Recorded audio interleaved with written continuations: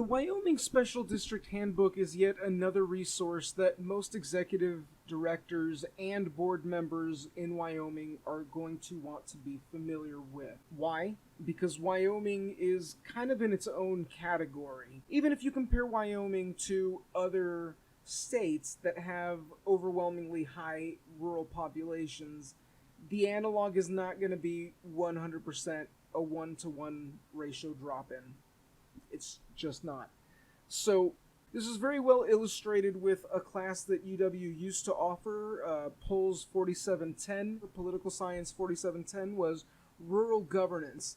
And what this class did was illustrate all the times that whereas let's say the federal government wanted to have a one-size-fits-all approach, 4710 was the reminder that no, what worked in one state is not necessarily going to work over here, even if they are both predominantly rural.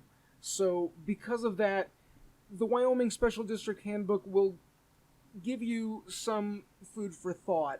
Now, we are not beholden to the Special District Handbook, but it does give you a really good idea of how to handle certain issues, even if you're coming from a different field. Let's say you worked in the oil fields or some other field, and now you're working within the sphere of senior centers in Wyoming. At least you can start looking at how would certain people in certain fields handle specific things. So not that everything here is going to necessarily apply to you, but for example, workers' compensation, unemployment compensation. Let's say you've got some questions about human resource type things, and you don't want to necessarily have to call somebody. Let's say you're working late at night or something. You'll have a bit of a starting point. You can see how confidential records, permanent records are treated, even hard media, microfilms, and such.